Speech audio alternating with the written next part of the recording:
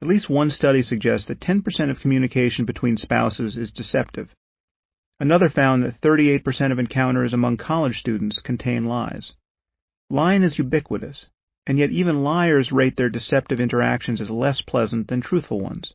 This is not terribly surprising. We know that trust is deeply rewarding and that deception and suspicion are two sides of the same coin. Research suggests that all forms of lying, including white lies meant to spare the feelings of others, are associated with less satisfying relationships. Once one commits to telling the truth, one begins to notice how unusual it is to meet someone who shares this commitment. Honest people are a refuge. You know they mean what they say, and you know they will not say one thing to your face and another behind your back. You know they will tell you when they think you have failed, and for this reason their praise cannot be mistaken for mere flattery. Honesty is a gift we can give to others.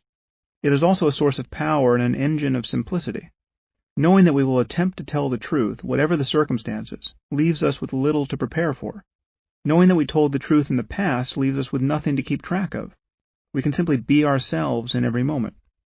In committing to be honest with everyone, we commit to avoiding a wide range of long-term problems, but at the cost of occasional short-term discomfort.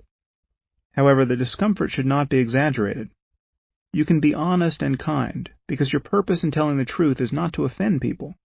You simply want them to have the information you have, and would want to have, if you were in their shoes. But it may take practice to feel comfortable with this way of being in the world, to cancel plans, decline invitations, negotiate contracts, critique others' work, all while being honest about what one is thinking and feeling. To do this is also to hold up a mirror to one's own life, because a commitment to telling the truth requires that one pay attention to what the truth is in every moment. What sort of person are you? How judgmental, self-interested, or petty have you become? You might discover that some of your friendships are not really that. Perhaps you habitually lie to avoid making plans, or fail to express your true opinions for fear of conflict. Whom exactly are you helping by living this way? You might find that certain relationships cannot be honestly maintained. Of course, we all have associations that must persist in some form, whether we enjoy them or not, with family, in-laws, colleagues, employers, and so forth. I'm not denying that tact can play a role in minimizing conflict. Holding one's tongue, or steering a conversation toward topics of relative safety, is not the same as lying, nor does it require that one deny the truth in the future. Honesty can force any dysfunction in your life to the surface. Are you in an abusive relationship? A refusal to lie to others, how did you get that bruise, would oblige you to come to grips with this situation very quickly. Do you have a problem with drugs or alcohol? Lying is the lifeblood of addiction. If we have no recourse to lies, our lives can unravel only so far without others noticing. Telling the truth can also reveal ways in which we want to grow but haven't. I remember learning that I had been selected as the class valedictorian at my high school. I declined the honor, saying that I felt that someone who had been at the school longer should give the graduation speech. But that was a lie. The truth was that I was terrified of public speaking, and would do almost anything to avoid it.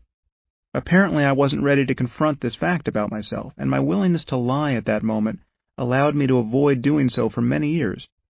Had I been forced to tell my high school principal the truth, he might have begun a conversation with me that would have been well worth having. 2 types of lies. Ethical transgressions are generally divided into 2 categories: the bad things we do, acts of commission, and the good things we fail to do, acts of omission. We tend to judge the former far more harshly. The origin of this imbalance is somewhat mysterious, but it surely relates to the value we place on a person's energy and intent. Doing something requires energy, and most morally salient actions are associated with conscious intent. Failing to do something can arise purely by circumstance and requires energy to rectify. The difference is important. It is one thing to reach into the till and steal $100. It is another to neglect to return $100 that one has received by mistake. We might consider both behaviors to be ethically blameworthy, but only the former amounts to a deliberate effort to steal. Needless to say, if it would cost a person more than $100 to return $100 he received by mistake, few of us would judge him for simply keeping the money. And so it is with lying. To lie about one's age, marital status, or career is one thing. To fail to correct false impressions whenever they arise is another. For instance, I am occasionally described as a neurologist, which I am not, rather than as a neuroscientist. Neurologists have medical degrees and specialize in treating disorders of the brain and nervous system. Neuroscientists have PhDs and perform research. I am not an MD, have no clinical experience, and would never dream of claiming to be a neurologist. But neither do I view it as my ethical responsibility to correct every instance of confusion that might arise on this point. A Google search for Sam Harris and neurologist suggests that it would simply take too much energy. If, however, a person's belief that I am a neurologist seemed likely to cause harm, or redound to my advantage, I would be guilty of a lie of omission, and it would be ethically important for me to clear the matter up, and yet few people would view my failure to do so as equivalent to my falsely claiming to be a neurologist in the first place. In discussing the phenomenon of lying, I will generally focus on lies of commission, lying at its clearest and most consequential.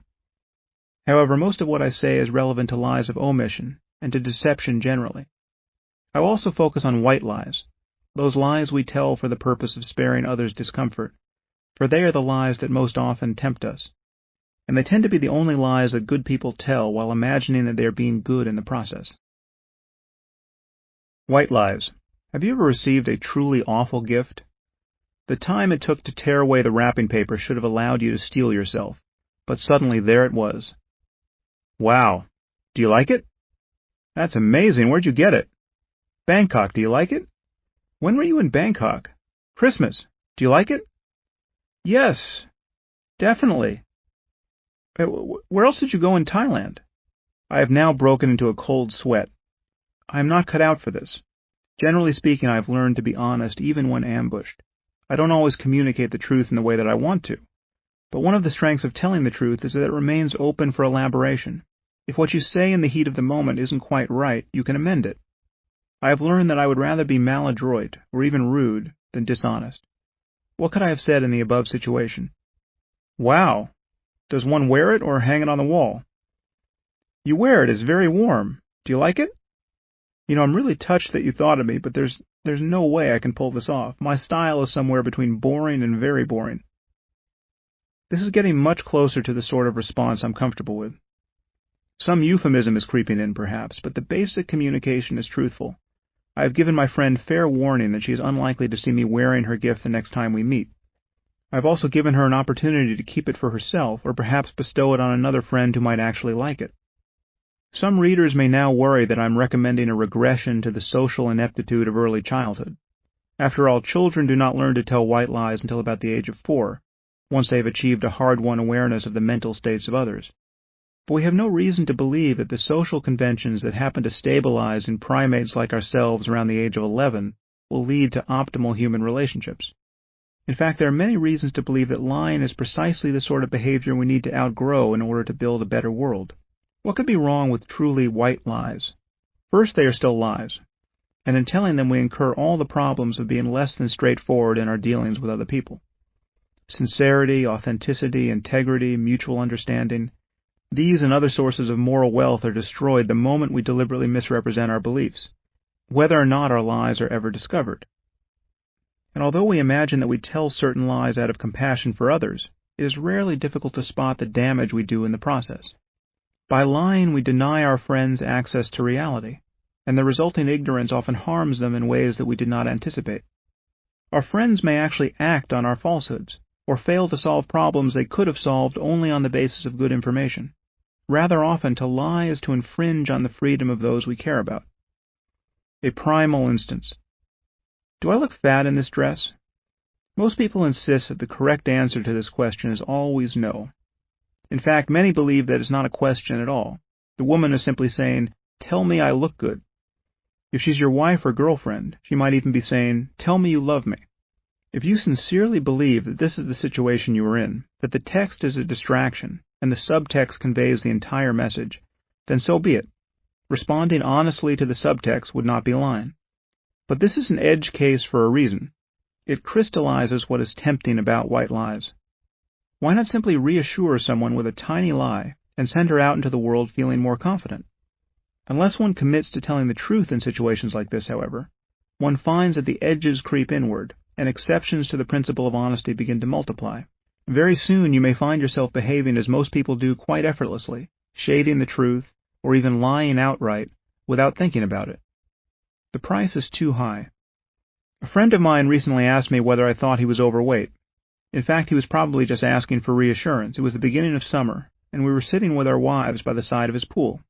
However, I'm more comfortable with relying on the words that actually come out of a person's mouth, rather than on my powers of telepathy. So I answered my friend's question very directly. No one would ever call you fat, but if I were you, I'd want to lose 25 pounds. That was 2 months ago, and he is now 15 pounds lighter. Neither of us knew that he was ready to go on a diet until I declined the opportunity to lie about how he looked in a bathing suit. Back to our friend in the dress. What is the truth? Perhaps she does look fat in that dress, but it's the fault of the dress. Telling her the truth will allow her to find a more flattering outfit. But let's imagine the truth is harder to tell. Your friend looks fat in that dress, or any dress, because she is fat. Let's say that she's 35 years old and single, and you know that her greatest desire is to get married and start a family. You also believe that many men would be disinclined to date her at her current weight. And marriage aside, you are confident that she would be happier and healthier, and would feel better about herself if she got in shape. A white lie is simply a denial of these realities. It is a refusal to offer honest guidance in a storm. Even on so touchy a subject, lying seems a clear failure of friendship. By reassuring your friend about her appearance, you are not helping her to do what you think she should do to get what she wants out of life. In many circumstances in life, false encouragement can be very costly to another person. Imagine that you have a friend who has spent years striving unsuccessfully to build a career as an actor. Many fine actors struggle in this way, of course, but in your friend's case, the reason seems self-evident. He's a terrible actor. In fact, you know that his other friends, and even his parents, share this opinion, but cannot bring themselves to express it. What do you say the next time he complains about his stalled career? Do you encourage him to just keep at it? False encouragement is a kind of theft. It steals time, energy, and motivation that a person could put towards some other purpose. This is not to say that we are always correct in our judgments of other people, and honesty demands that we communicate any uncertainty that we may feel about the relevance of our opinions. But if we are convinced that a friend has taken a wrong turn in life, it is no sign of our friendship to simply smile and wave him onward. If the truth itself is painful to tell, often background truths are not, and these can be communicated as well, deepening the friendship. In the examples above, the more basic truth is that you love your friends and want them to be happy, and they could make changes in their lives that might lead to greater fulfillment. In lying to them, you're not only declining to help them, you're denying them useful information and setting them up for future disappointment.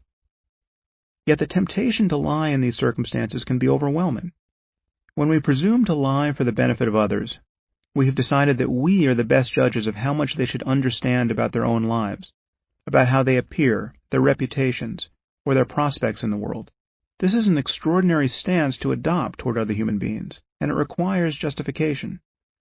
Unless someone is suicidal or otherwise on the brink, deciding how much he should know about himself seems the quintessence of arrogance.